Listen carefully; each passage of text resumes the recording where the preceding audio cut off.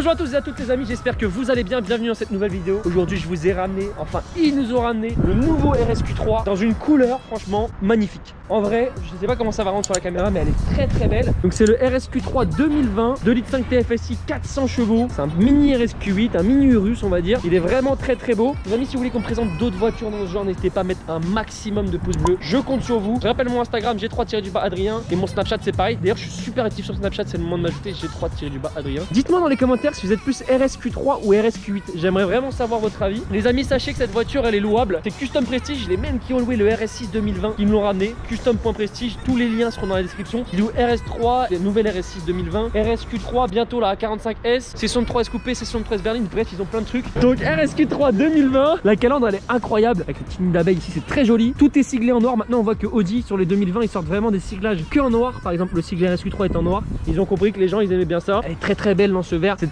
très voyant. Ici il y a des petites lames et tout. Pareil ici ça rappelle un petit peu la calandre avec les mêmes détails en plus petit. Au niveau des feux on a du Matrix LED, le dernier cri des feux quoi, c'est magnifique. C'est quoi la couleur du vert? Vert.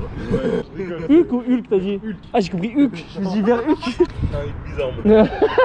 Donc les jantes full black aussi, franchement ils ont vraiment compris que les gens ils aimaient le full black. Siglé RS sur les étriers de frein à l'avant, donc disque de frein perforé bien évidemment. Du coup la voiture elle est vraiment full verte avec des détails noirs. Pareil regardez, le petit bas de caisse juste ici en noir. Feu ouvrant évidemment, 0 à 100 du coup en 4 secondes 5 annoncé. Et franchement elle a la santé, bien évidemment elle a la launch control. Étrier de frein à l'arrière pas perforé, pas siglé RS, c'est dommage ça aurait pu être joli qu'ils mettent un petit sigle RS sur l'étrier. Donc les jantes elles sont très belles. Évidemment elle est montée en quattro la voiture, donc les 4 roues motrices de chez Audi. L'arrière il est vraiment démoniaque avec ses beaux feux.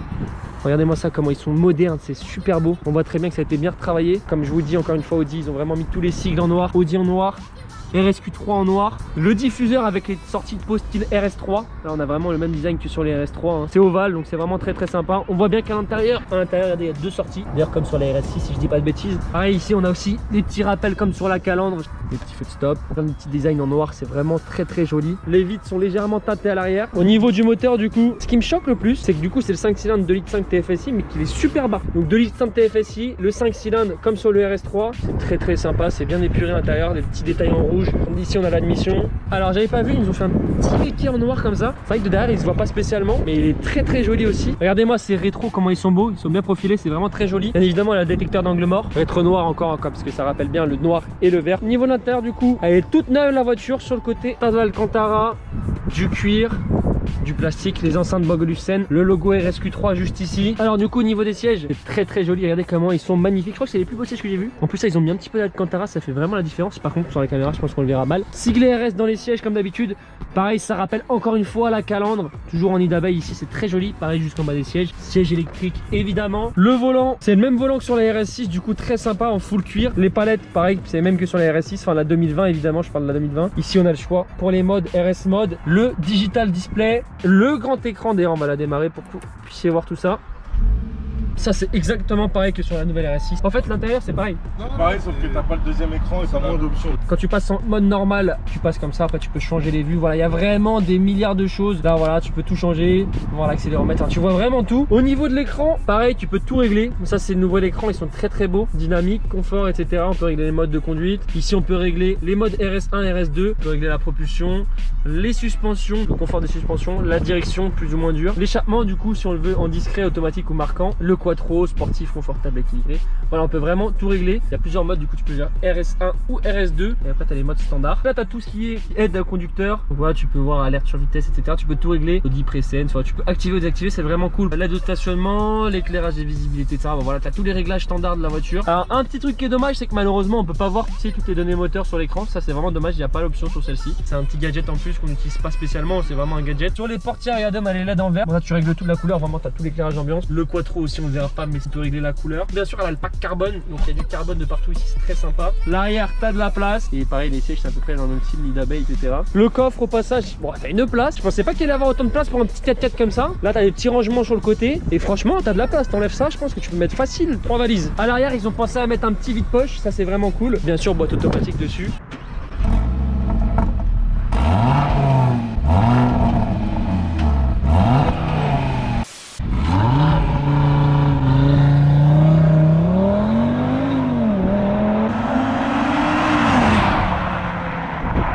Bon déjà les amis, premier ressenti à bord, on est très bien installé. Là on est en RS, c'est un peu dur, mais justement c'est quand même très confortable, les suspensions sont radurcies. Le volant, franchement ce nouveau volant, je le trouve de plus en plus joli. C'est vrai qu'on est très bien, franchement il n'y a rien à dire, c'est Audi, c'est super fluide, la voiture est toute neuve. J'adore ce nouveau compteur, vraiment.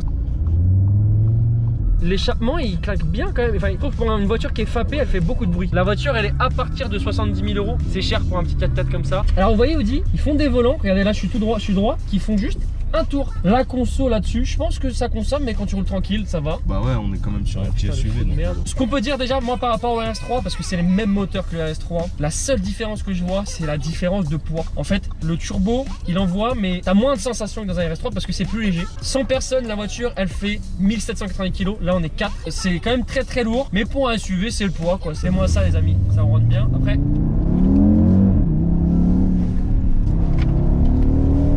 Ouais non franchement on est bien, la boîte très fluide. De toute façon la S-Tronic de chez Audi ils ont toujours fait une boîte très fluide.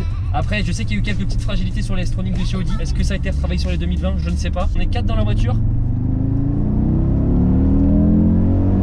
La longe, tu sens que le turbo il charge pas d'un coup. Pas, il ne manque pas de pêche mais... Et puis même les RS3 ils ont ce problème là je trouve, c'est le temps de charge du turbo. Il y a un temps de latence. Dans les RS3 t'as en ville, t'as besoin de dépasser d'un coup, t'appuies, il faut... C'est vrai que le turbo il charge très haut hein. Après c'est un bon turbo, hein. Il y a un super turbo dans les RS3 voilà. Mais il y a un gros temps de latence. Mais bon, on est dans un SUV, on est 4, ça marche très bien. Et le bruit franchement... Après voilà on est quand même bien installé, le quattro, le pack carbone c'est super beau. On voit même ici il y a des petits détails verts. Ici on a de quoi charger le téléphone par induction, très sympa. Les poignées de porte, je vais pas ouvrir la porte mais elles sont à l'envers, regardez. C'est très original. Et du coup le plein on dit c'est quoi de bah, j'arrive pas à trouver. Je cherche depuis tout à l'heure mais... Ici c'est le mode hold, regardez, ça veut dire que si j'appuie je peux relâcher les gaz à l'arrêt, elle avance pas. Le frein de parking évidemment, la boîte de vitesse S-Tronic. C'est dommage, ils ont pas mis un peu d'Alcantara ici ou un petit S-Tronic sur la boîte, ça aurait pu être joli. Moi ce que je reproche à Audi sur les derniers modèles, c'est que là ils auraient pu mettre une petite pancarte RSQ3 comme BM le font. Comme toutes les marques le font en vrai. Ils auraient pu mettre un petit S dessus ou un petit RS quelque part, ça manque de finition. Le levier il fait très voiture, bon Q3 en fait, pas sportive. On va faire une petite insertion d'autoroute, voir comment ça marche.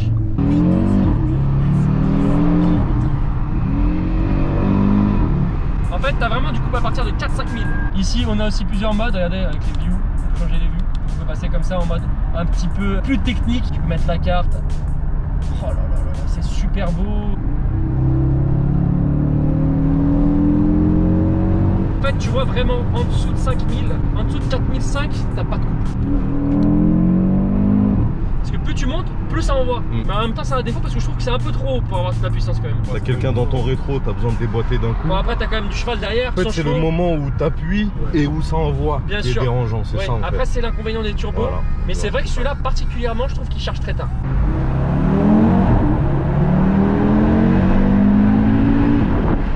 Mais en fait, j'avais pas capté.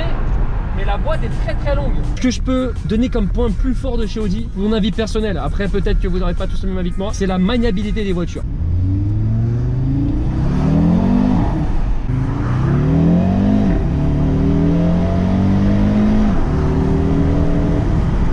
C'est vrai que ça manque un peu de couple.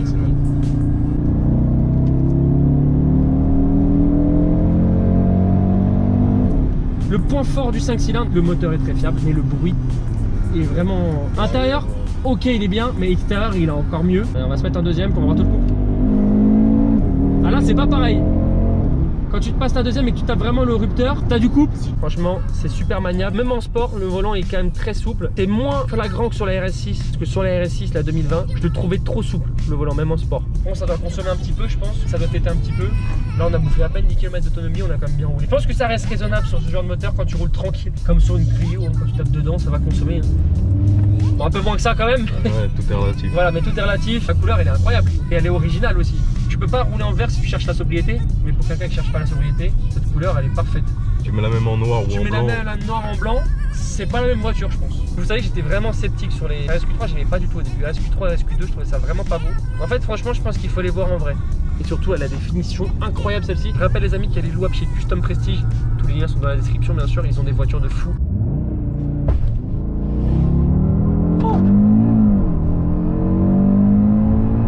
Ici, bon, comme sur toutes les boîtes S-Tronic, tu peux rétrograder et passer les rapports ici, comme aux palettes.